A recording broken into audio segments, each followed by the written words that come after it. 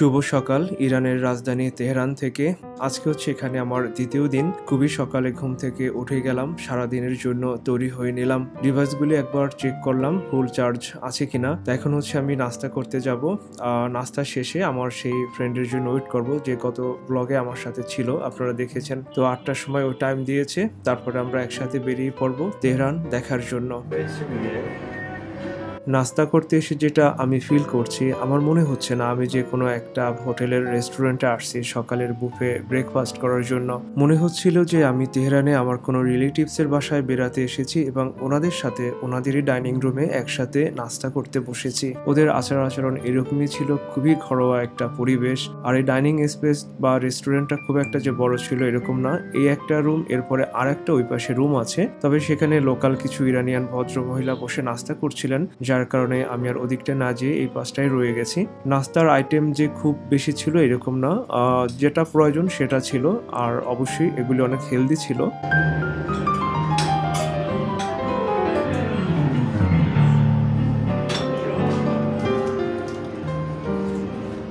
তো এটা হচ্ছে আমার ব্রেকফাস্ট আইটেম। আমি এটা দিয়ে ব্রেকফাস্ট করবো।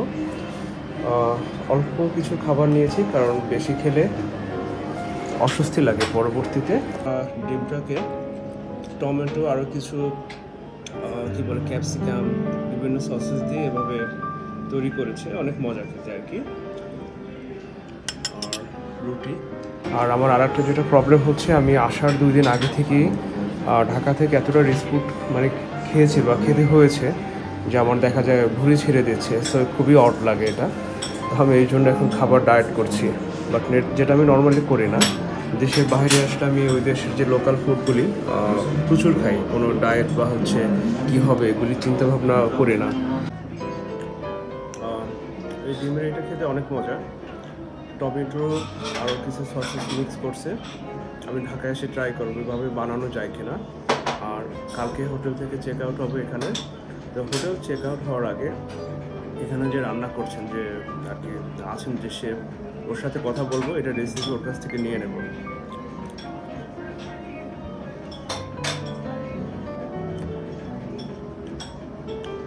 এগুলি একটা খেলে খবর হয়ে যায়, ভুঁড়ি ছেড়ে দেয়। আর ওরা কোনো সরাসরি সুগার ইউজ করে না। কালকে গ্রান বাজারে আপনাদের দেখিয়েছে যে সুগার স্টিক, আর এই হচ্ছে মানে সুগার ওদের আর কি, যেটা আমরা গুঁড়োটা ইউজ করি, ওরা এই ধরনের ছোটো বল আছে এটা ইউজ করে। আর হচ্ছে ওদের ইরানিয়ান লোকাল যে জ্যাম, এটা ওকে ইয়োগার্ট। এটা ভালো যে ওরা যে কোনো খাবারের সাথে নাস্তার সাথে অল্প একটু ইয়োগার্ট নেবে। তো এটা অনেক হেলদি এবং খাবার ডাইজেস্টে অনেক সহায়তা করে। এই রুটিটা এত শক্ত, ওরা কেমনে খায় আল্লাহ মাহমুদ জানে। দেখেন ছেঁড়া যায় না, অনেক শক্ত। নর্মালি আমরা সফট রুটি খাই, এরকম শক্ত রুটি হলে দেখা যায় দোকানে গেলে ফিরিয়ে দিই যে সফট রুটি নিয়ে আসে। অনেক শক্ত বাট হেলদি।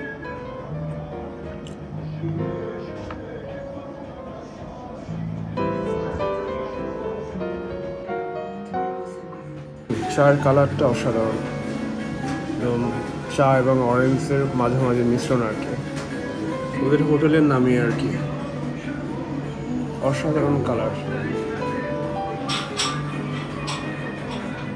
ছোট হলে ওদের এই রেস্টুরেন্টটি এত সুন্দর করে সাজিয়েছে বা ইন্টেরিয়র ডিজাইন করেছে যে তাদের রুচির প্রশংসা না করে পারা যায় না। আমি নাস্তা শেষ করে ঘুরে দেখছিলাম, ইতিমধ্যে আমার ওই লোকাল ফ্রেন্ড চলে আসছে, আমাকে মেসেজ দিল যে নিচে ও ওয়েট করছে। তো চলুন আমরা এখন বেরিয়ে পড়ি চিরসুন্দর এই তেহরান নগরীকে দেখার জন্য।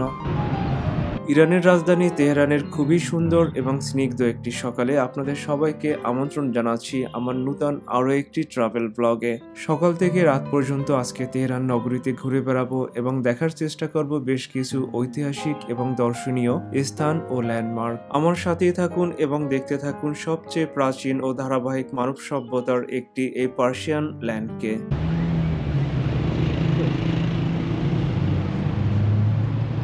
আমি এখন রয়েছি সেন্ট্রাল তেহরানের সিনা হাসপাতালের সামনে। আপনারা দেখতে পাচ্ছেন এটি হচ্ছে ইরানের সবচেয়ে প্রাচীনতম হাসপাতাল, যা 1873 সালে রাজা নাসিরউদ্দিন শাহের চিকিৎসক আলী আকবর খান নাফিসি প্রতিষ্ঠা করেন। প্রথমে এটি সরকারি হাসপাতাল নামকরণ করা হয়েছিল, পরে 1940 সালে বিখ্যাত পারস্য চিকিৎসক আবিসিনার সম্মানে এর নামকরণ করা হয় সিনা হাসপাতাল। আপনারা এখন সেই আবিসিনা বা যাকে আমরা ইবনে সিনা নামে চিনি তার ভাস্কর্য দেখতে পাচ্ছেন।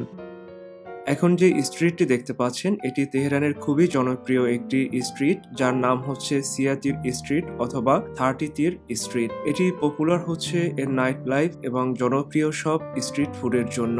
এখানে বিভিন্ন ধরনের খাবারের স্টল এবং ভ্যান পাবেন, যেখানে ঐতিহ্যবাহী সব পার্সিয়ান খাবার যেমন কাবাব থেকে শুরু করে আন্তর্জাতিক খাবারও পেয়ে যাবেন। রাস্তাটি গভীর রাত পর্যন্ত বিভিন্ন ধরনের সহজলভ্য খাবারের জন্য বিখ্যাত।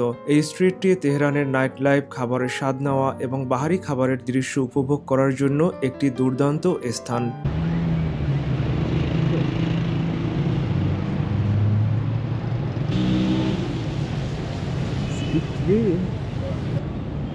আমি এখন রয়েছি ন্যাশনাল মিউজিয়াম অফ ইরানের সামনে। বুঝতে পারছেন, ইরানের ন্যাশনাল মিউজিয়াম। পৃথিবীতে যে কয়টা সেরা মিউজিয়াম আছে তার ভিতরে এই মিউজিয়ামকেও ধরা হয়।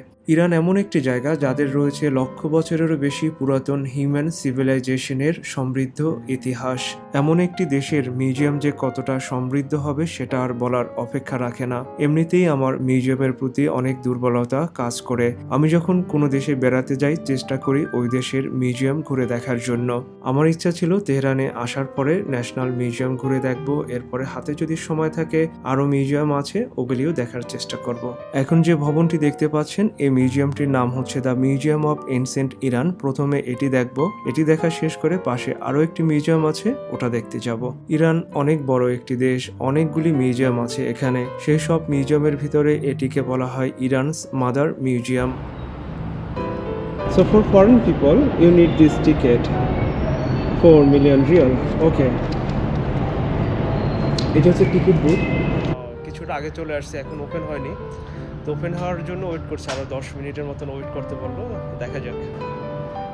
ওনাদের এই মিউজিয়ামের ম্যাপ সারা পৃথিবীব্যাপী যেসব অঞ্চল জুড়ে পার্সিয়ান সাম্রাজ্য বিস্তৃত ছিল তার একটি ম্যাপ এখানে রাখা আছে। ভিতরে অনেক রেস্ট্রিকশন, এখানে কোনো ধরনের ক্যামেরা অ্যালাউ না, মোবাইল গিম্বেল অ্যালাউ না, সব জায়গায় ভিডিওগ্রাফি অ্যালাউ না, কোথাও আবার ছবি তোলা অ্যালাউ না। তো এত রেস্ট্রিকশনের ভিতরে আমার অ্যাকশন ক্যামেরাটা ভোল্টে রেখে আসতে হয়েছে, আর শুধু মোবাইলটা নিয়ে এসেছি, তা দিয়ে ভিডিও করছি, জানি অনেক শেক করবে, তারপরেও চেষ্টা করছি যতটুকু ভিডিও করে আপনাদেরকে দেখানো যায়। আপনারা জানেন পৃথিবীতে যে কয়টা হিউম্যান সিভিলাইজেশন আছে তার ভিতরে পার্সিয়ান সিভিলাইজেশন হচ্ছে অন্যতম, এবং যা এখনো ধারাবাহিকভাবে চলমান। সেই সভ্যতার শুরু থেকে পর্যায়ক্রমে বিবর্তন হতে হতে আজকের এই অবস্থায় এসে পৌঁছেছে। তো বিভিন্ন সময়ের যত নিদর্শন ওরা উদ্ধার করতে পেরেছে সেগুলি ওই সময় অনুযায়ী পর্যায়ক্রমে এখানে সাজিয়ে রেখেছেন। তো আমি আপনাদের জন্য কিছু ভিডিও ফুটেজ এখানে শেয়ার করছি। একটা পর্যায়ে আমাদের যে পূর্বপুরুষেরা পাথরের তৈরি এ ধরনের গহনা বানানো শিখে গেল এবং ব্যবহার করত। এ পর্যায়ে দেখা যাচ্ছে যে ওনারা রং তৈরির পদ্ধতি আবিষ্কার করে রঙের ব্যবহার শিখে গেলেন। পাথরের খুবই ধারালো এবং সূক্ষ্ম অস্ত্র। ওই সময়ের একজন মানুষের মাথার খুলি দেখতে পাচ্ছেন, যার সাথে এই হাজার হাজার বছর পরেও বর্তমান ইরানিয়ানদের একটা ব্যাপারে বেশ মিল আছে, যা হচ্ছে নাকের গঠন।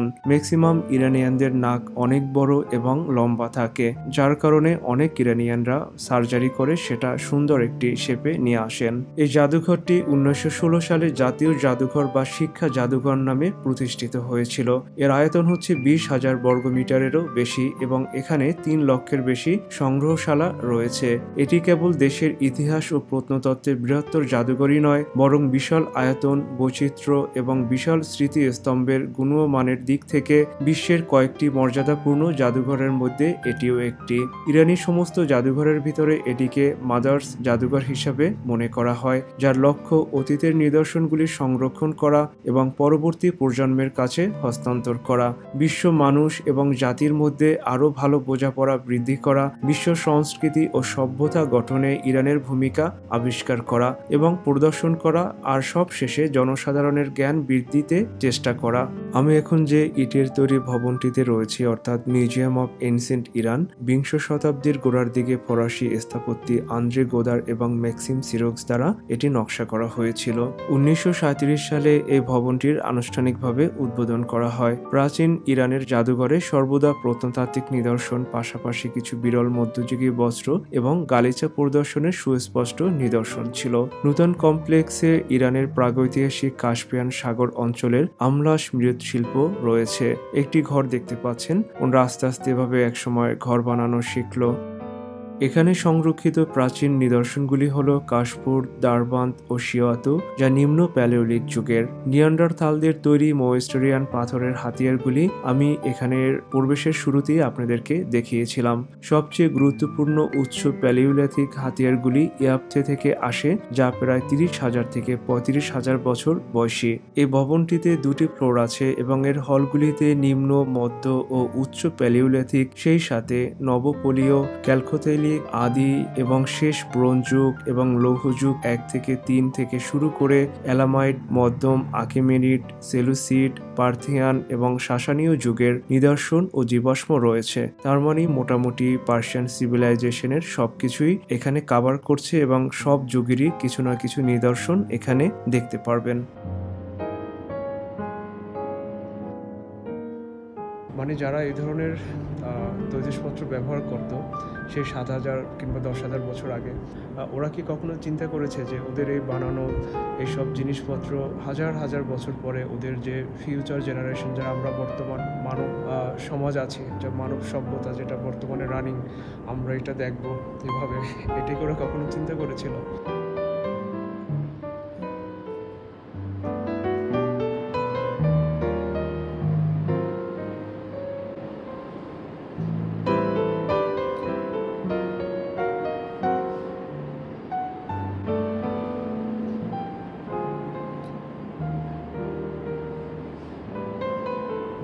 স্টাম্প বা সিল আস্তে আস্তে ডেভেলপ হচ্ছে আর কি।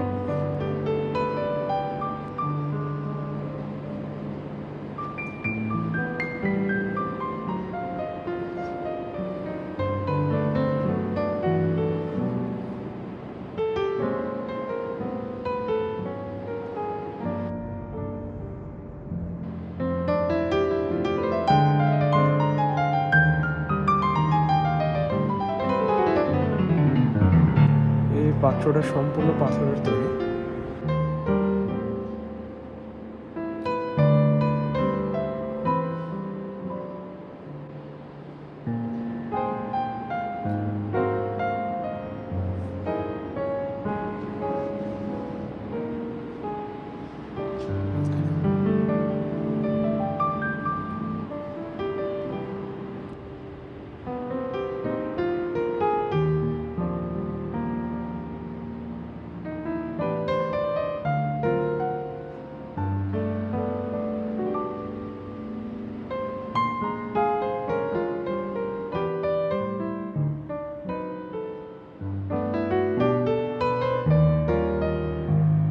চেয়ারে বসে সামনে একটি বড় টিভি স্ক্রিনে প্রদর্শিত হচ্ছে অ্যানিমেশন, এবং জানতে পারলাম এটিই হচ্ছে ইরানের তৈরি প্রথম কোনো অ্যানিমেশন। এখানে মূলত পার্সিয়ান সিভিলাইজেশনের সেই শুরু থেকে আজকের এই পর্যন্ত পর্যায়ক্রমিক যে ধাপগুলি আছে বা বিভিন্ন যুগ যে অতিক্রম করেছে ওগুলি প্রদর্শিত হচ্ছে।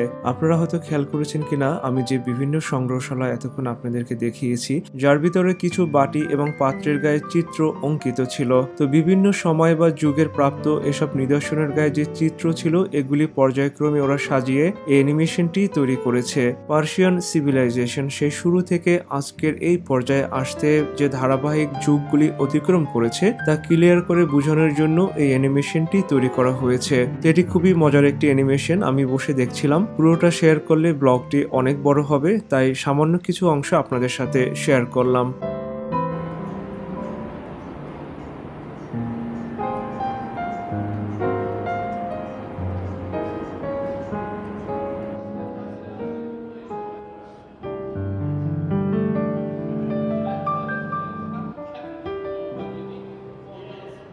এখানে দেখতে পাচ্ছি আরো কিছু বাটি বা পাত্রের গায়ে চিত্র অঙ্কিত আছে। তো এই বাটি বা পাত্রগুলি যে যুগের নিদর্শন, মূলত এই চিত্রগুলি ওই যুগটাকেই ইন্ডিকেট করে। আর এই চিত্র নিয়ে ওরা ওখানে অ্যানিমেশন করেছে, মানে ক্লিয়ার একটা কনসেপ্ট দেওয়ার জন্য এটা তৈরি করা হয়েছে। এটা বলো।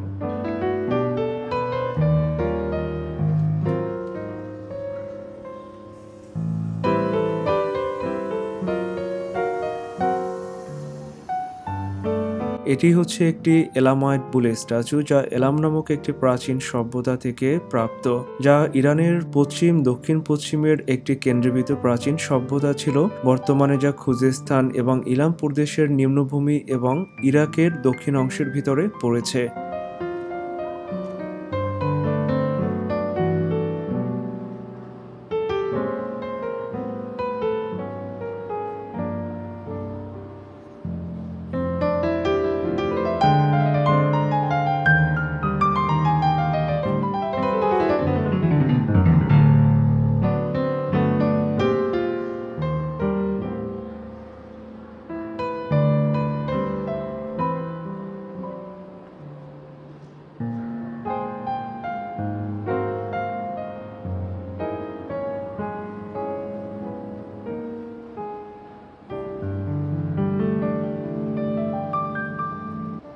চাকা আবিষ্কৃত হওয়ার পরে মানব সভ্যতায় একটা যুগান্তকারী পরিবর্তন ঘটে যোগাযোগ ব্যবস্থাকে কেন্দ্র করে, যা পরবর্তীতে পুরো মানব জীবনটাকেই প্রভাবিত করে।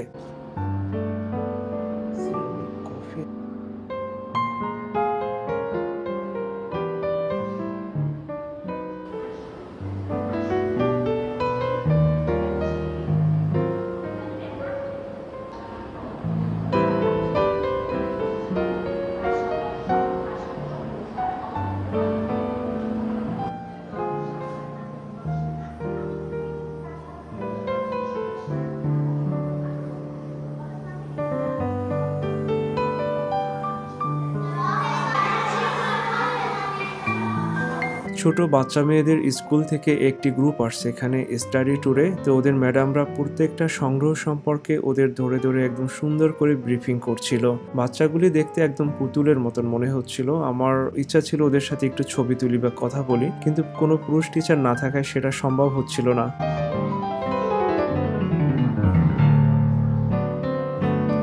এটি হচ্ছে মার্লিক থেকে সংগৃহীত লৌহযুগের একটি স্বর্ণের কাপ।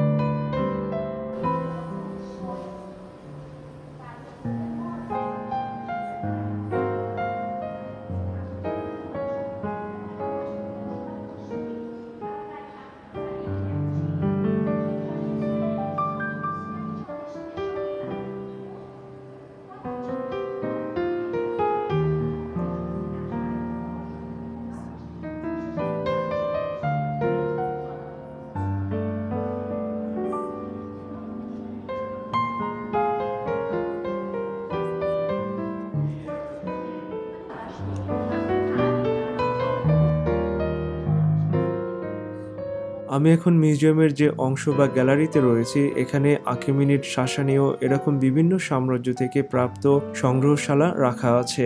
আপনারা এখন দেখতে পাচ্ছেন দারুস দ্য গ্রেটের স্ট্যাচু। আমার মনে হয় পুরো মিউজিয়ামের ভিতরের এই অংশটাই হচ্ছে সবচেয়ে আকর্ষণীয়। সাইরাস দ্য গ্রেট কিংবা দারুস দ্য গ্রেটের যে সমাধি, নেক্রোপলিস কিংবা ধ্বংসপ্রাপ্ত আকিমিনিড সাম্রাজ্য, পার্সিপোলিস, ওগুলিও আমি ভ্রমণ করব। আমার সাথে কানেক্টেড থেকে আপনাদের দেখার আমন্ত্রণ রইল। পার্সিপোলিস থেকে সংগৃহীত আকিমিনিড যুগের একটি সিংহর স্ট্যাচুর পায়ের একটি ভাঙা অংশ, যে দেখেন কতটা সূক্ষ্মভাবে ওরা এগুলি তৈরি করেছিল।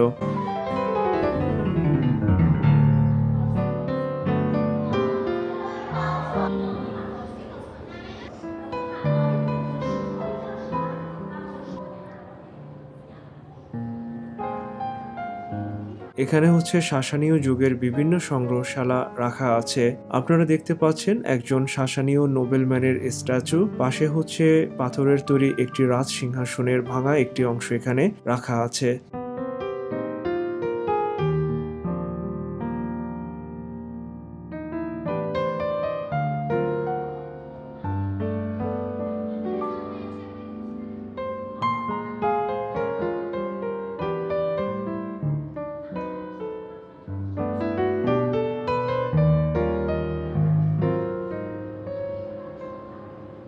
এই এনসিয়েন্ট মনুমেন্টটি পার্সিপোলিস আকিমেনিড সাম্রাজ্য থেকে সংগৃহীত। এটি হচ্ছে আকিমেনিড সাম্রাজ্যের মাস্টিফ স্ট্যাচু।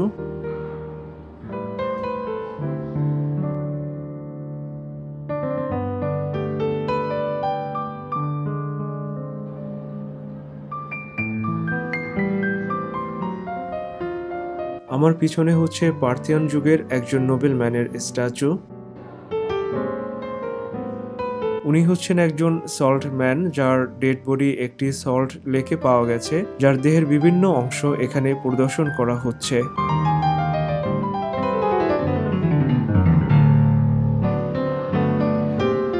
এই সংগ্রহগুলিও হচ্ছে লৌহ যুগের। এখানের ম্যানেজার একজন আর্কিওলজিস্ট ডক্টর শাহরাম হায়দারাবাদী, ওই যে বসে আছেন, তো ওনার সাথে দেখা করে আমি কথা বলেছিলাম এবং ছবি তুলেছিলাম। দুইটা মিউজিয়াম এখানে পাশাপাশি, একটা হচ্ছে ওনাদের ইসলামিক যে রেভলিউশন ওইটা হওয়ার আগে হচ্ছে পিছনেরটা, ওইটা মানে ওখানে একদম সেই অ্যানসেন্ট সিভিলাইজেশন থেকে শুরু করে সব কিছু রাখা আছে। আর এটা হচ্ছে ইরানে ইসলাম বিজয়ের পর থেকে বিভিন্ন সময়ের যে সংগ্রহশালা দিয়ে এই মিউজিয়ামটি তৈরি করা হয়েছে। তো আমরা এখন এখানটা যাচ্ছি। আমি এখন রয়েছি the museum of the Islamic ইরাতে। আমার এই লোকাল ফ্রেন্ডের ভাষ্য অনুযায়ী ওটা ছিল বিফোর ইসলাম, আর এই অংশটা হচ্ছে আফটার ইসলাম। ইরানে সেই পার্সিয়ান সিভিলাইজেশনের শুরু থেকে অনেক ধর্মবিশ্বাস প্রচলিত ছিল, যেমন জরাথুস্ট্রা বা পার্সিয়ান ধর্ম, মেসোপটেমীয় ধর্ম, গ্রিক ধর্ম, তাছাড়া আরও অনেক স্থানীয় ধর্মবিশ্বাস ইরানিয়ানদের মাঝে প্রচলিত ছিল, যা ছিল পার্সিয়ান সিভিলাইজেশনের এনসেন্ট পার্ট। এবং ওই সময়ের সংগ্রহশালা নিয়ে মিউজিয়ামের এনসেন্ট ভবনটি সাজানো হয়েছে। সপ্তম শতাব্দীর মাঝামাঝি সময়ে ইরানে ইসলাম ধর্মের বিজয় হয়। এরপরে এখানে অনেক সাম্রাজ্য আসে এবং বিভিন্ন সময়ের যত গুরুত্বপূর্ণ সংগ্রহশালা আছে এগুলি নিয়ে the museum of the Islamic ইরার এই ভবনটি সাজানো হয়েছে। মূলত এখানে ইসলামিক সংগ্রহশালার উপরেই মেনলি ফোকাস করা হয়েছে।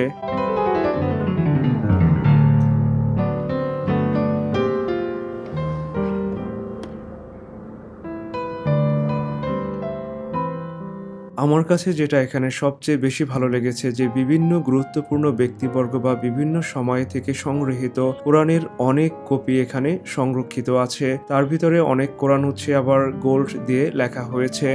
তো এরকম সংগ্রহীত কিছু পবিত্র কোরআন শরীফ আপনারা এখানে দেখতে পাচ্ছেন। সাসানীয় সাম্রাজ্যকে পরাজিত করার পর ইরানে ইসলাম ধর্মের বিজয় হয়। এরপরে আস্তে আস্তে প্রসারিত হতে হতে আজকে ইসলাম ধর্ম ইরানের প্রধান ধর্ম হিসাবে প্রতিষ্ঠিত পেয়েছে। আমি যদি একজন সাধারণ মুসলমানের দৃষ্টিভঙ্গিতে দেখি, তবে বলতে চাই ইরানই হচ্ছে পৃথিবীর বুকে একমাত্র ইসলামিক কান্ট্রি যারা পৃথিবীর যে কোনো প্রান্তে কোনো মুসলমানের সাথে হওয়া অন্যায়ের কঠোরভাবে প্রতিবাদ করছেন, যদিও তারা নিজেরাই অনেক সমস্যার ভিতর দিয়ে যাচ্ছেন বিভিন্ন স্যাংশনের কারণে।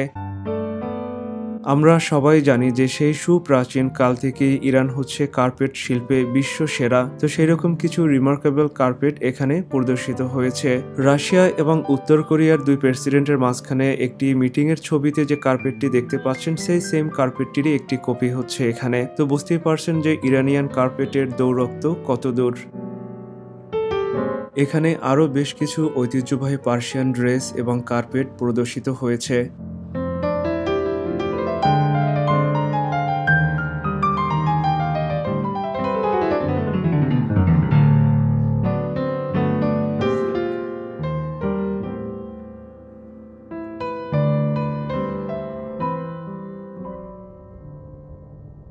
এই ম্যাপটি হচ্ছে খুবই ইন্টারেস্টিং একটি ম্যাপ। এখানে দেখানো হয়েছে সেই শুরু থেকে এখন পর্যন্ত সারা পৃথিবীতে ইসলাম ধর্ম কিভাবে ছড়িয়ে পড়েছে তা বোঝানোর জন্য এই ম্যাপটি এখানে রাখা আছে।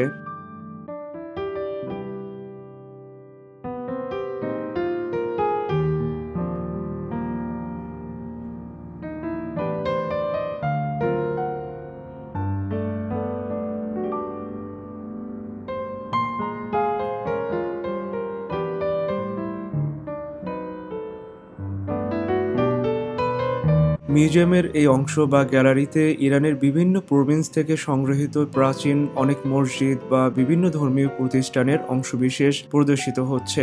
ইসলামী যুগের এই জাদুঘরের ভবনটি তৈরি করতে ট্রাভারটাইন নামক এক ধরনের বিশেষ চুনাপাথর ব্যবহার করা হয়। ট্রাভারটাইন হলো খনিজ ঝর্ণার পাশে, বিশেষ করে উষ্ণ ঝর্ণার পাশে জমাকৃত এক ধরনের বিশেষ চুনাপাথর। ইসলামিক যুগের এই জাদুঘরটিতে ইলকানিত, সেলজুক, তিমুরিদ, সাফাভিদ, কাজার এবং আরও অনেকের 1500-র বেশি সংগ্রহশালা প্রদর্শিত হচ্ছে।